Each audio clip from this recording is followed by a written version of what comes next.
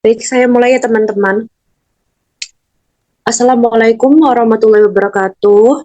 Waalaikumsalam warahmatullahi wabarakatuh. Perkenalkan, saya Retno Wulan sebagai moderator dari kelompok 4. Di sini kelompok kami akan menyampaikan hasil diskusi kelompok kami tentang studi kasus membongkar kasus korupsi kesehatan. Baik, kelompok kami memerlukan waktu 20 menit untuk menyampaikan materi, dan kelompok kami membuka sesi tanya jawab dengan 3 penanya. Baik, selanjutnya materi akan disampaikan oleh rekan saya yaitu Maudi.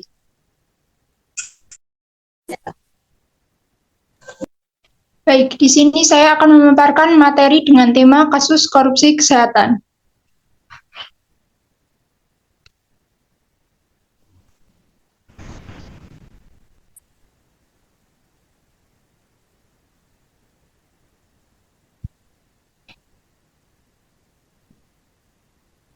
Kasus korupsi kesehatan yang akan kami paparkan mengenai yang pertama, pengenalan kasus korupsi kesehatan, yang kedua, faktor penyebab korupsi kesehatan, dampak korupsi kesehatan bagi masyarakat, yang ketiga, upaya pemerintah untuk mengatasi korupsi kesehatan, yang keempat, peran masyarakat dalam mengatasi korupsi kesehatan, dan yang kelima yaitu kesimpulan.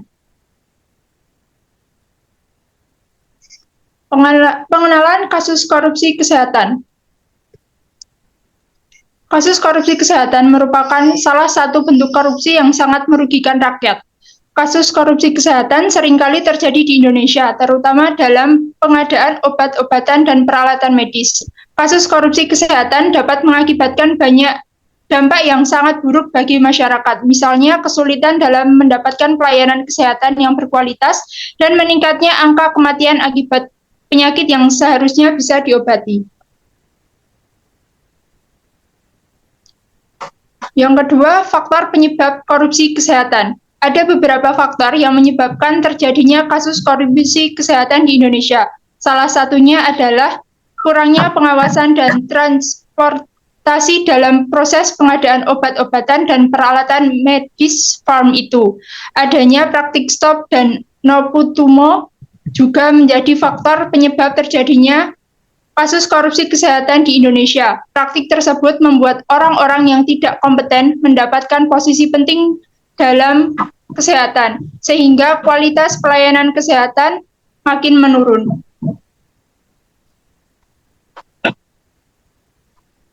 Lalu dampak korupsi kesehatan bagi masyarakat. Korupsi kesehatan memiliki dampak yang sangat merugikan bagi masyarakat. Salah satu dampaknya adalah kesulitan dalam mendapatkan pelayanan kesehatan yang berkualitas. Hal ini dapat berdampak pada tingginya angka kematian akibat penyakit yang seharusnya bisa diobati. Selain itu, kasus korupsi kesehatan juga dapat menyebabkan meningkatnya biaya pelayanan kesehatan. Hal ini membuat masyarakat yang kurang mampu semakin sulit untuk mendapatkan pelayanan kesehatan yang mereka butuhkan.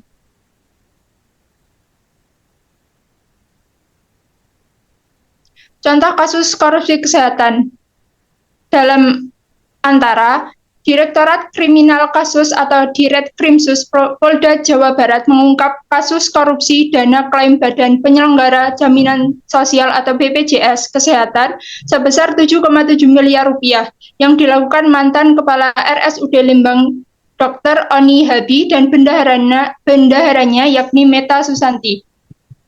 Kabid Humas Polda Jawa Barat Truno Yudo Wisnu Andiko mengatakan kedua tersangka tersebut sebagai pengelola RSUD Lembang pada periode 2017 hingga 2018 telah mengklaim dana BPJS sebesar 11,4 miliar rupiah, sementara yang disetorkan ke kas daerah Kabupaten Bandung Barat hanya sebesar 3,7 miliar rupiah. Lalu upaya pemerintah untuk mengatasi korupsi kesehatan. Pemerintah telah melakukan berbagai upaya untuk mengatasi kasus korupsi kesehatan di Indonesia. Salah satunya adalah dengan meningkatkan pengawasan dan transparansi dalam proses pengadaan obat-obatan dan peralatan medis. Selain itu, pemerintah juga telah membentuk lembaga anti korupsi yang bertugas untuk menindak tegas pelaku korupsi kesehatan.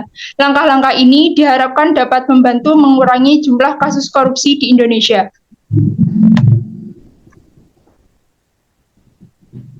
Selain itu, pemerintah dapat melakukan reformasi dalam sistem kesehatan seperti memperbaiki regulasi dan penataan kebijakan, baik berupa instruksi atau arahan maupun peraturan perundang-undangan, perbaikan tata kelola pemerintahan, pembenahan proses pelayanan publik, transparansi dan akuntabilitas pengelolaan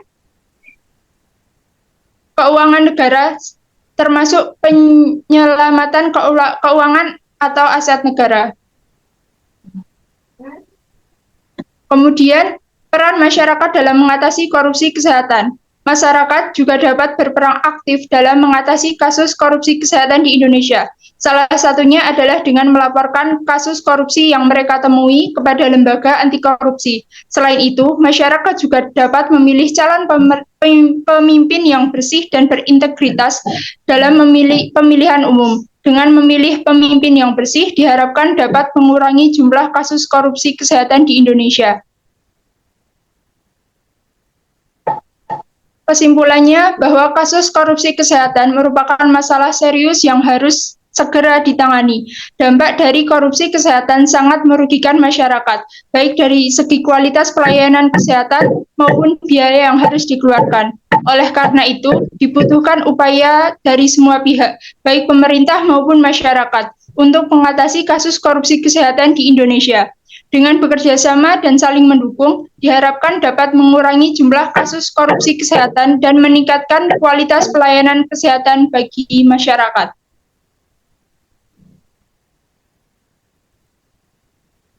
Baik, waktu saya kembalikan kepada moderator. Terima kasih. Baik, teman-teman yang ingin bertanya dimohon untuk raise hand. Adakah yang ingin bertanya?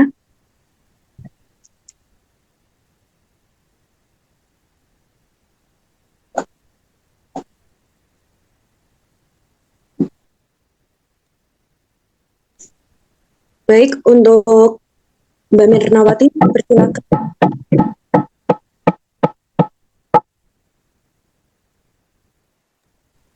Terima kasih atas kesempatan yang telah diberikan. Sebelumnya, perkenalkan nama saya Mirnawati, NIM 001. Izin bertanya, sebagai seorang tindakan yang harus dilakukan apabila dalam lingkungan keluarga kita terjadi kasus korupsi pengadaan obat atau alat kesehatan. Terima kasih.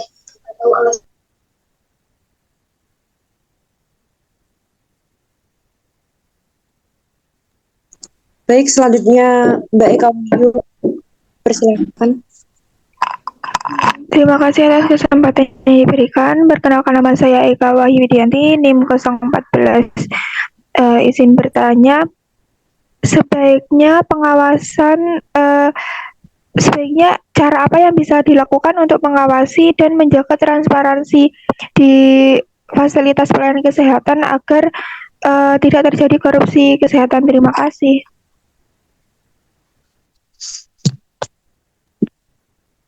Baik, terima kasih untuk pertanyaannya. Apakah ada yang ingin bertanya lagi?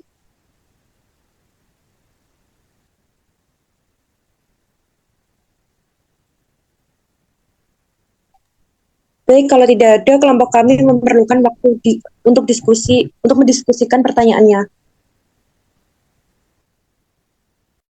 Ada peraturan dan prosedur yang mudah dipahami oleh pengguna. Oh iya. Maaf teman, untuk jawabannya saya ulang lagi ya.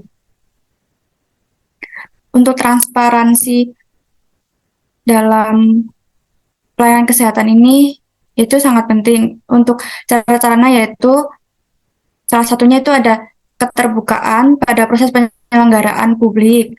Kemudian ada transparansi pada peraturan dan prosedur pelayanan yang mudah dipahami oleh pengguna.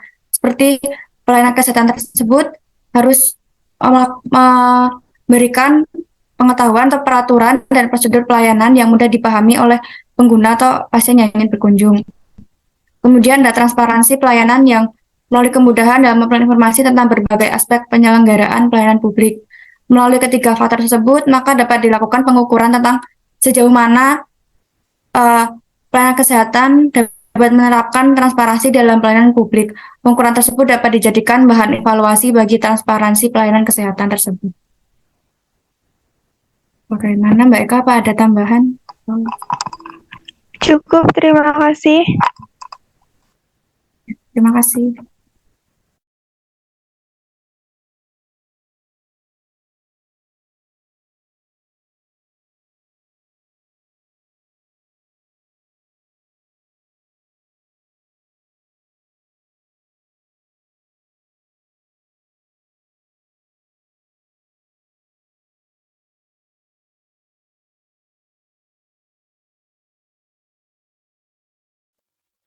Kemudian saya akan menjawab pertanyaan dari Mbak Mirnawati. Di sini sebagai bidan, tindakan yang dapat dilakukan adalah seperti melaporkan masalah penggandaan obat dan alat kesehatan kepada atasan atau manajemen yang bertanggung jawab. Kemudian mengidentifikasi sementara solusi alternatif jika terjadi kelangkaan obat atau alat kesehatan. Kemudian berkoordinasi dengan tim pengadaan obat dan alat kesehatan di lingkungan kerja. Mengikuti prosedur dan kebijakan yang telah ditetapkan. Yang terakhir yaitu meningkatkan kesadaran akan pentingnya pengadaan obat dan alat kesehatan yang aman dan berkualitas. Bagaimana Mbak Mirna, apa ada tambahan atau Terima kasih atas jawabannya. Jawaban saya semua. Terima kasih.